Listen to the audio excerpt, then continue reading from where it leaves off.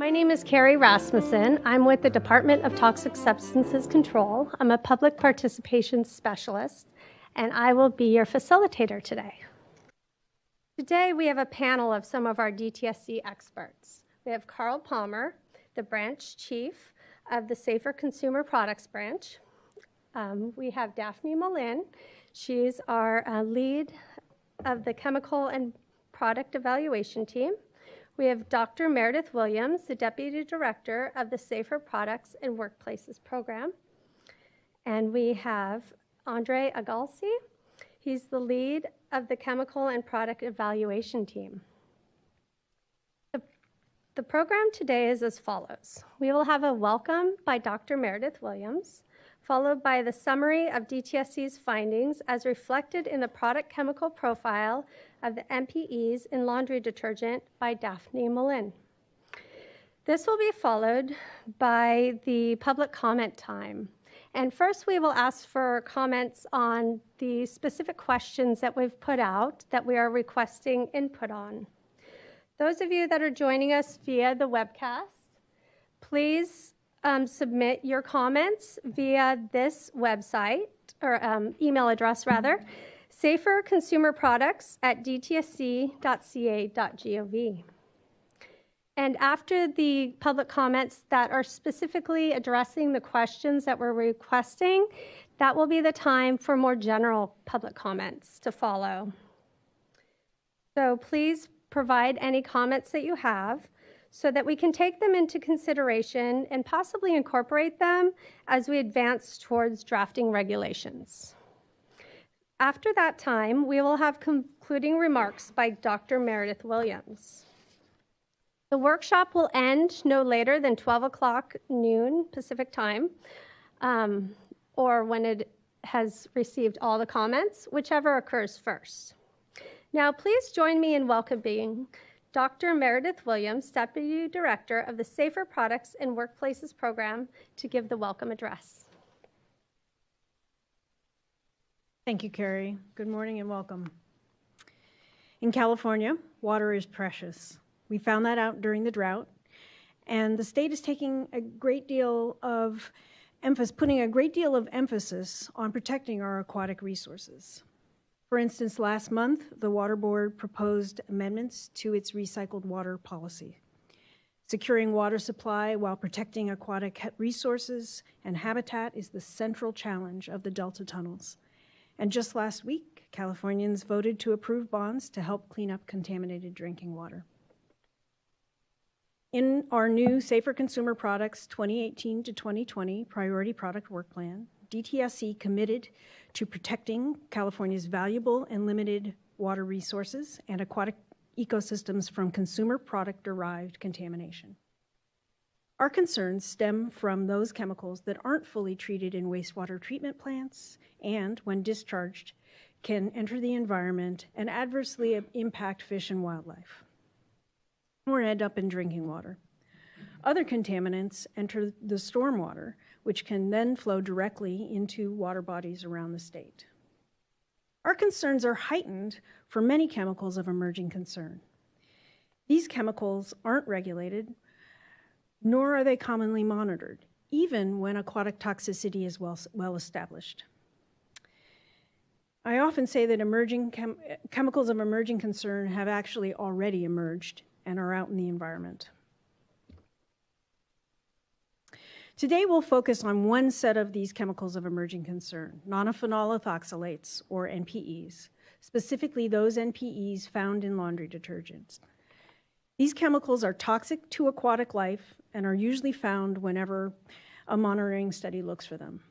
When laundry detergent is washed down the drain, those detergents can be a source of contamination. Just last week, US EPA added 13 NPEs to its toxics release inventory so that more information can be gathered about their presence in the environment. EPA is concerned about the ways in which these chemicals break down and become highly toxic. Daphne Mullen will speak about this in some detail during her presentation. As a reminder, this is a pre-regulatory workshop based on our draft product chemical profile. We work hard to engage our stakeholders. whenever we make decisions, and count on getting input in forums such as these, as well as through written public comment via CalSAFER. The technical document that's available for public comment now will be finalized based on your input today and in the comment period. A revised document would then become the basis to formally propose rulemaking to list the priority product. The rulemaking process provides additional opportunity for comment. So this workshop is an important part of our process. We're here to listen and to learn. We'll answer any clarifying questions we can, depending on how time allows for that.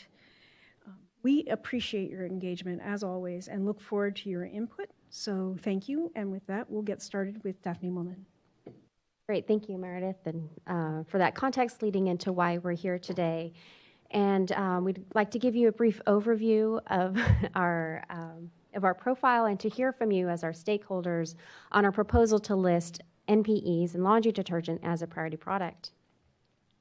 So when we say priority product, we mean that as a product chemical combination that meets these criteria that are specified in the Safer Consumer Products, or SCP, regulations.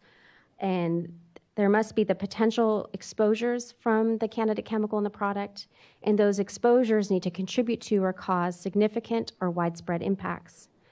How we go about meeting these criteria or the key prioritization principles are also specified in our framework regulations, and there's a wide range of factors to consider as we do that. When we compile our findings, it's in a narrative format. It is not necessarily a traditional risk assessment. It is not necessarily quantitative. And this allows DTSC to have case-by-case flexibility as we evaluate product chemical combinations to account for the data that are readily available. So as Meredith mentioned earlier, we rely heavily on our stakeholder engagement to make sure that our narrative summaries are correct and accurate, and that DTSC has the information it needs to get through the regulatory process. So for this proposal, we've summarized this narrative evaluation in what we're calling a profile. And we wanted to point out that this is a discussion draft. We want to make sure to consider your input. So we have specific questions that we released with the profile, and if you can provide feedback on that, we can ensure that our content is correct as we advance towards rulemaking. For today, I'd like to walk through some key elements of the profile, summarize the scope of the product and the chemical, summarize some points on the key prioritization principles, share some information about other considerations that contributed to our decision-making, and a short summary on existing alternatives. For the scope of the product, laundry detergents, our intent was to have a broad definition. So we include products in any form that are intended to clean textile products and using any form of washing. So our intent with having a broad definition is to capture the range of products that could be out there and to have a level playing field to make sure that we don't inadvertently include or exclude products that are highly similar, yet still have a way of releasing NPEs into the environment. We've found, as we were doing our research, that it seems like a lot of, or most of, residential or industrial laundry detergents have phased out the use of NPEs. This is our current understanding, but of course the product manufacturers know best, and this is a really important question that we've included in our questions for stakeholders and can influence the scope of regulation. So it's really important to make sure that we get that right. So please make sure to comment on that. For the scope of the chemical, NPEs are surfactants that are used in a wide variety of products. So they are the detergent or the cleaning agent in laundry detergents. As a class of chemicals, they're variable in their form. They can have a branched or linear 9-carbon side chain, and they can also have these ethoxylate units in variable number of lengths. So because it is a variable chemical or class of chemicals, we have a descriptive definition included in our profile. So our definition refers to 2 of the authoritative lists that make up our candidate chemicals list, and that is from the European Chemicals Agency and also from OSPAR, which works in ocean protection in the European Atlantic. So if you have an NPE in any of your laundry detergents and that chemical meets either of those definitions, it would be included in this proposal. So DTSC's concern with NPEs is a result of the breakdown process that occurs. So the NPEs in the environment and in wastewater treatment plants break down into what we call NPEDs, or NPE degradation products. So these can include shorter chain ethoxylates and carboxylates, and those can break down into nonylphenol. What we know about nonylphenol is that it's the most toxic of these NPEDs. It is the best characterized as far as hazard traits, and when organizations do environmental monitoring, that is the chemical that is focused on. So you'll see an emphasis on nonylphenol, or summarized as NP, throughout our profile and emphasized here today. However, the various degradation products have harmful hazard traits associated with them. They are detected in the environment, and DTSC is concerned with their presence as well. And so this flexibility is included in the Safer Consumer Products framework regulations, as the degradation products are included and part of the definition of chemical, and also carry through as we look at adverse impacts and exposures. Pop-up for nonylphenol. So first, a bit about why we're concerned about NPEDs in the environment. They are harmful to aquatic organisms, mostly in aquatic invertebrates and in fish. It can impair growth, reproduction, development, and survival. Nonylphenol can cause endocrine disruption in fish, and juvenile fish appear to be the most sensitive. And another part of our concern is what happens to these chemicals in the environment. Nonylphenol can persist in the environment, especially when conditions are low in oxygen, and nonylphenol can also bioaccumulate. And this is not always the case, but it can occur, and it's been documented in freshwater and marine organisms. And so this bioaccumulation means that the amount of nonylphenol in an organism is higher than what is in the water. So you'll see here, again, the emphasis on nonylphenol. The extent to which this is true for the other degradation products is a little bit less certain, but for nonylphenol, we have important information here suggesting the environmental presence is a problem. So that's a very short summary on the adverse impacts. On the exposure side, we have a simple diagram depicting how these chemicals get out and about into the environment. So as I mentioned earlier, laundry detergents can contain NPEs. We believe there's an emphasis on these products being available for what we're calling on-premise launderers, or the hotels, hospitals, nursing homes, and organizations like that, somewhere in between residential and industrial.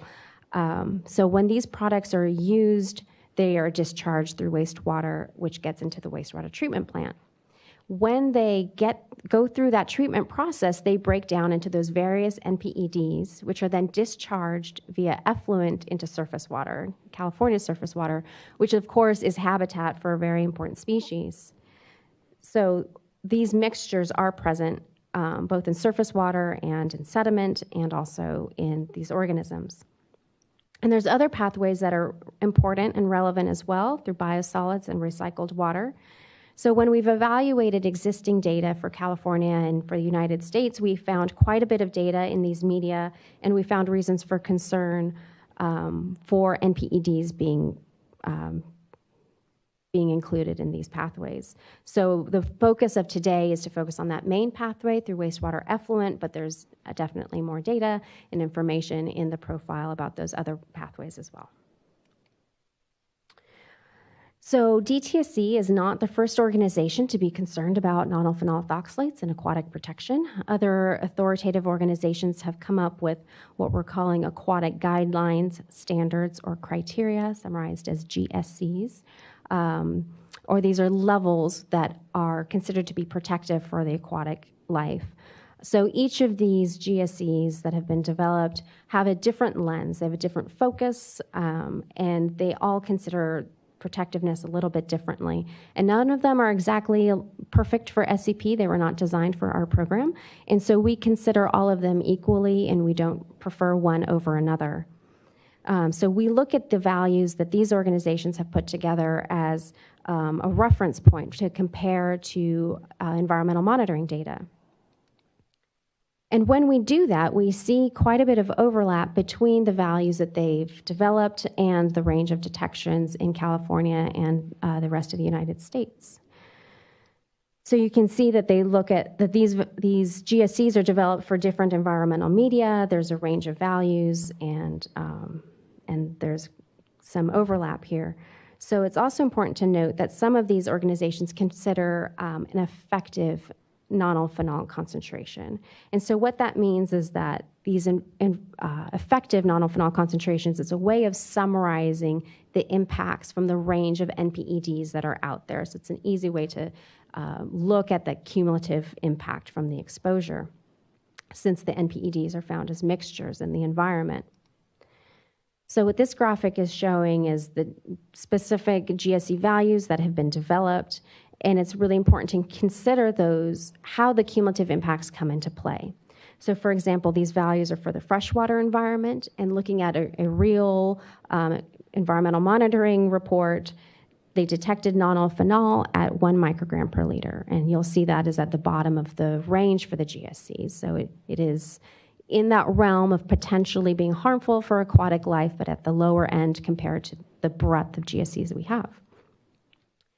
So this publication, when they did look at 2 other NPEDs, and when you account for that, using that effective nonylphenol approach, you find that the effect is 6 times higher than just looking at nonylphenol alone. So we see that nonylphenol concentrations are at levels that are concerning since they overlap with the GSCs, but then we find if you can get that data to look at the other NPEDs, then the concentrations are much higher and definitely put you at a higher level compared to these GSCs. And so the nonylphenol detections, even though they are the most prevalently measured analyte, that's really just part of the story. We also have some indicators of widespread exposure through detections in wastewater and in biota, especially marine organisms. So we found that in some California studies, NPEDs are frequently detected in these media and can be found at concentrations higher than other chemicals of emerging concern. We've also found that in some California wastewater data that the nonylphenol concentrations have been pretty steady over the past decade. And this is interesting because we've heard a lot about phase-outs from all sorts of products. However, it seems like there's still room for improvement for getting nonylphenol out of being a source to California. And there have also been detections in the whole food web, down from plankton, through mussels, fish, birds, and all the way up to marine mammals. So these detections are important considering California is very ecologically rich. We're a high population state, and there are a lot of wastewater treatment plants. So to illustrate how these detections can relate to significant and widespread impacts, we have some maps in our profile illustrating species distributions for some threatened and endangered species in California, overlaid with wastewater treatment plant discharge points. So for example, here in Northern California, we have the endangered green sturgeon, and they can live up to 70 years. They live most of their life in inland waters. So in addition to being exposed to NPEDs through this contaminated water, they also feed by scraping up organisms along the river bottoms. So they're also incidentally ingesting contaminated sediment as well. So looking at these types of species is important since they're at such risk for extinction. And so impairments to growth, reproduction, and development from chemicals such as NPEDs can be particularly harmful.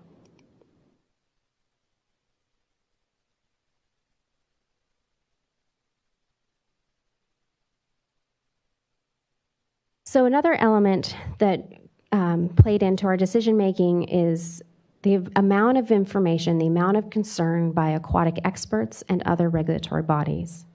So in California alone, there's been some significant efforts both from the San Francisco Bay Regional Monitoring Program and also through the State Water Board to get increased monitoring for these chemicals in the environment. The Air Resources Board has also phased out NPEs in their consumer products regulation for volatile organic compounds. And DTSC has also received some comment letters from water agencies asking the Safer Consumer Products Program to do something about getting NPEDs out of the environment. US EPA has also taken some action recently, and abroad there have been several restrictions, especially in the cleaning products, to get NPEs out as a source. There's been a long list of voluntary efforts that industry has been going through for decades to get NPEs out of their products as well. Here is just a short summary. So TIRSA is a trade association representing industrial launderers, and there were initiatives back with US EPA to voluntarily phase out NPEs. The status of this phase out is unconfirmed, so it would be really important, especially as we consider the breadth of potential regulation, to understand if this is indeed the case. Other groups include the Zero Discharge of Hazardous Chemicals, which is a group of clothing manufacturers that are asking for NPEs to get out of the textile manufacturing process so they aren't discharged abroad when the clothing is made, and also wherever the clothing is discharged, because it can leach out through consumer washing. Home Depot has also asked for these chemicals to be removed from paint and carpets recently. So because of all these concerns, some manufacturers have already replaced NPEs in their products, and some organizations have evaluated these alternatives and looked at some of their associated hazards. These reports suggest that the alternatives have some aquatic toxicity, and they can also degrade to less harmful chemicals.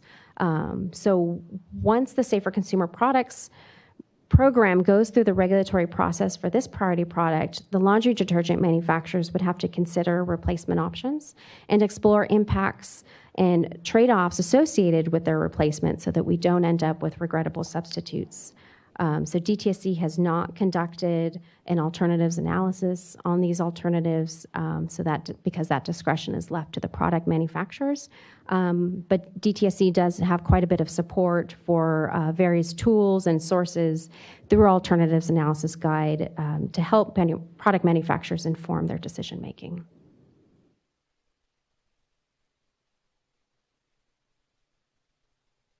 So here we are now in this priority products phase, and we're not at that alternatives analysis phase yet. So we just wanted to remind you that this public comment portion is really important to make sure that we're all heading in the right direction. We're here in this proposal phase where we're refining our profile leading into rulemaking. So it'll be really important to hear from you and get your comments here today and through written comment. So if you can please use our CalSafer system. This is our online repository for all comment periods and our Safer Consumer Products documentation. And it's very easy to submit a comment, and you upload a PDF, and staff will review it. Make sure that you get it in before the deadline, which is in 2 weeks, June 25th. So here is the website to get to CalSafer. And if you have any further questions, we have various staff here can help support you. And it's also really important to make sure to sign up for our e-list. This is our primary method for reaching information out to our stakeholders as we evolve through the process. And you may have gotten information about this workshop here today through another means. And so if you aren't clued in through this e-list, please make sure to sign up. And with that, I'll pass it over to Carrie.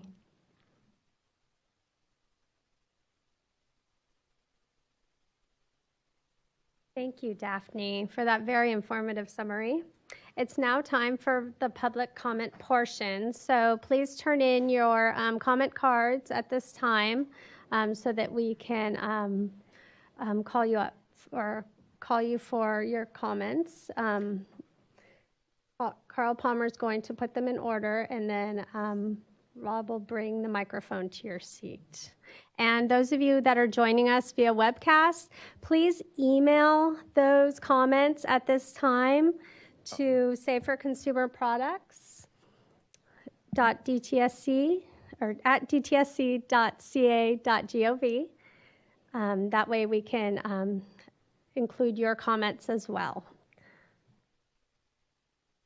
Thanks, Gary. So we have one commenter on our questions portion, and that is Lizette Van Vliet. Lizette, I'm sorry, I always mess up your name, representing the Breast Cancer Prevention Partners. And I think Rob Bruscia will be giving you the microphone. Thank you. Lizette Van Vliet. Thank you. That's okay. From Breast Cancer Prevention Partners. So first of all, we'd like to thank the DTSC for giving this workshop and giving us the opportunity to comment. For those who don't know our organization, we were formerly the Breast Cancer Fund. It's a national organization working on preventing breast cancer by eliminating our exposure to toxic chemicals and radiation linked with the disease. We have read in the proposal that human exposure to nonylphenol ethoxylates is not the focus of the proposal. And we would just like to emphasize that alkyphenols as a group to which nonylphenol ethoxylates belong are considered endocrine disruptors. And as such, they are implicated in the currently excessively high rates of breast cancer. We refer you to the publication in Environmental Health, State of the Evidence 2017, an update on the connection between breast cancer and the environment. In particular, when experiments were done with 4-nonyphenol, which is a breakdown product of nonylphenol ethoxylates, mice treated with it developed mammary cancer at higher rates and experienced higher rates of metastases at younger ages. An in vitro study on breast cancer cells showed that 4-nonyphenol has the ability to increase the activity of the enzyme responsible for creating estriol, which is an estrogenic hormone. And high levels of estrogen have been linked to breast cancer. And alkyphenols in general were also shown to increase the replication rates of estrogen-dependent breast cancer cells in an in vitro study on breast cancer cells. All of this information is on our website. And again, we refer you to the publication of the State of the Evidence 2017. Now, because nonylphenol ethoxylates are getting into the environment, we're concerned that there will be direct and indirect exposure. And because of the properties of persistence, bioaccumulation, and toxicity, it seems difficult for us to believe that humans will not come in contact, and there have been biomonitoring studies that have shown human exposure. Therefore, we think that human health impacts are a concern. We also believe that textiles that are manufactured with nonylphenol ethoxylates release nonylphenol ethoxylates during the washing. And in 2012, the Greenpeace Research Lab did a report of a variety of textiles showing a significant amount of release into water. So we feel that the laundry detergents is not the only place to look as a source for these chemicals. That's it. Thank you very much. Thank you, Lisette.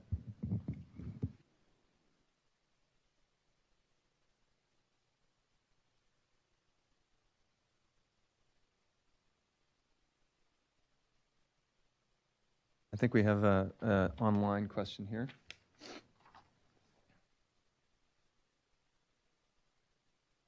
Okay, well, we have submitted a letter actually from the Alkyphenols and Ethoxylates Research Council, Barbara Losi, who's the director. I'm looking here to see if there's a question in here.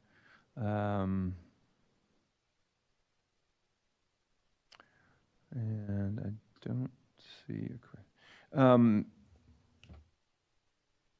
Was there any email associated with this, or just the letter submitted? Okay. Well, we've got plenty of time. It's a short letter. I'll just read it into the record, and we'll put it in CalSafer. So this is comment on NPEs in laundry product chemical profile for public meeting 611.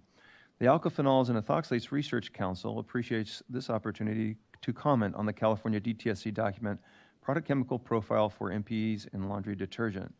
For more than 20 years, APERC and its member companies have been actively engaged in the conduct and review of the toxicological and environmental fate, occurrence, and ecotoxicity of alkyphenol-based chemistries, including nonylphenol ethoxylates, or NPEs. APERC will provide written comments to DTSC that will address the characterization of the hazards, potential adverse impacts, of MPE and their degradation intermediates, as well as their exposures in California, and whether these justify concern for significant or widespread adverse impacts in California, as required under Article 3, Section 69503.2a of the Safer Consumer Products Regulations. Today, APERC would like to emphasize that the selection of priority products under the Safer Consumer Products Regulations should be anchored in a strong, robust, science-based understandings of the hazards and exposures of candidate chemicals in California. This will ensure that DTSC focuses its resources and the resources of affected businesses on candidate chemicals and priority products that warrant the greatest priority due to their exposures and risk in California as required under the Safer Consumer Products Regulations. In the MPE and laundry document, DTSC asked for comment on whether the information on adverse impacts and exposure is sufficient and clear. APERC comments will respond to these questions and will reiterate that the data provided is neither sufficiently robust nor adequately based on the scientific principles of risk assessment to justify a concern for significant or widespread adverse impacts in California as required under the Safer Consumer Products Regulations. Therefore, consideration of MPEs as a candidate chemical in laundry detergent or any product category is not warranted. Thank you. Signed, Barbara S. Losi, Director of the Alkaphenols and Ethoxylates Research Council. So thank you for your comment, APERC. We'll put that into the record. And now, do we have any other ones from online? No, we don't. So then we'll move to our general comments. Here in the room, we have Andrea Ventura from Clean Water Action.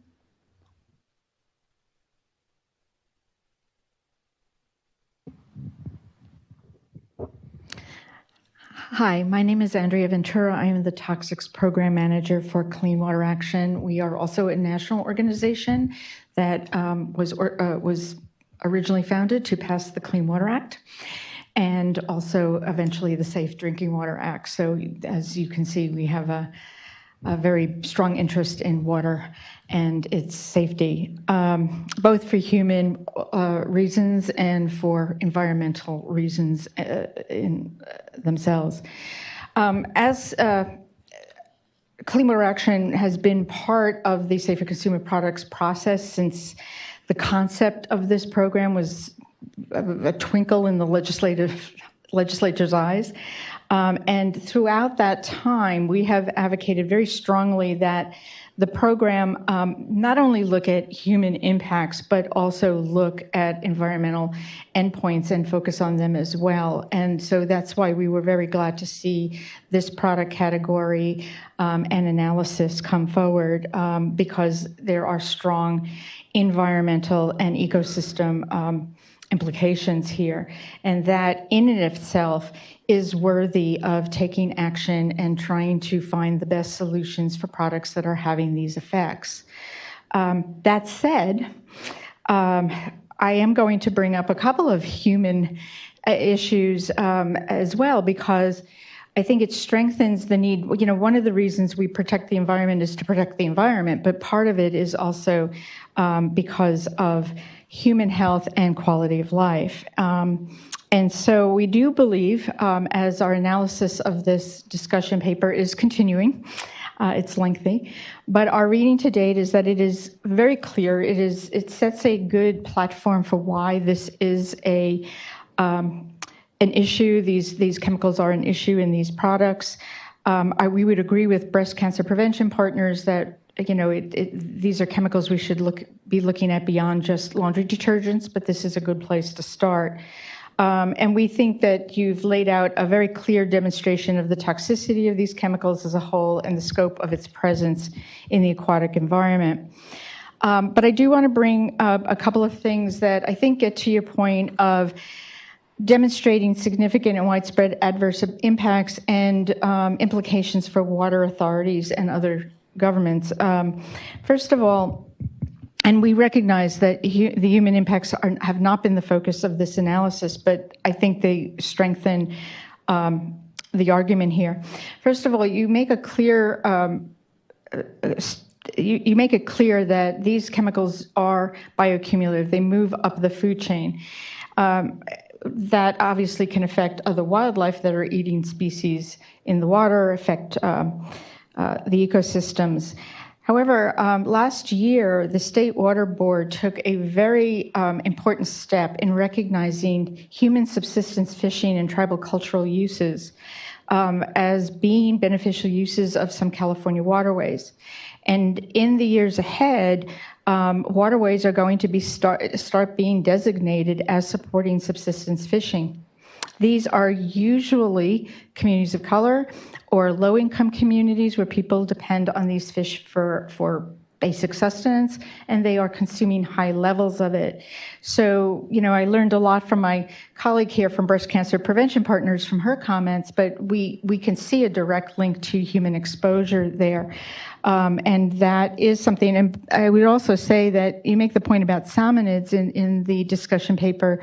This is something that our tribal communities and tribal governments have been very concerned about, contamination of salmonids in enclosed waterways. So that is one impact that we need to be looking at. We do also have concerns about effects on drinking water and the expense of trying to treat these chemicals out of drinking water sources, particularly when we start looking at direct potable reuse of wastewater, which is in California's future, given our history of drought and our expectation that that will continue in the future. And finally, I will add that the costs of 2 wastewater agencies, it was back, I don't remember the exact year, but I would say going back to like 2006, I was involved with, in Santa Clara County, with wastewater agencies who were looking at these chemicals at that time, expressing concern about how are they going to get them out so that they would meet their water quality requirements. So it's time that we did something about this, and if we're seeing numbers or levels staying stable, we're not making the progress we need to address them. My last point is that I think this is a perfect place, the Safer Consumer Products program, for these chemicals to be addressed. And that is because of the comment or the point that was made earlier, that some of the alternatives may also have aquatic toxicity implications.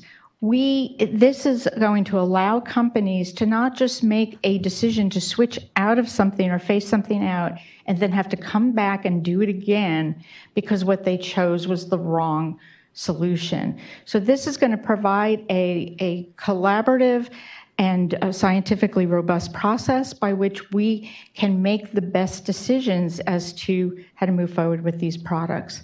So we want to congratulate you. We support this moving forward, and we thank you for a very clear document. Thank you for your comment.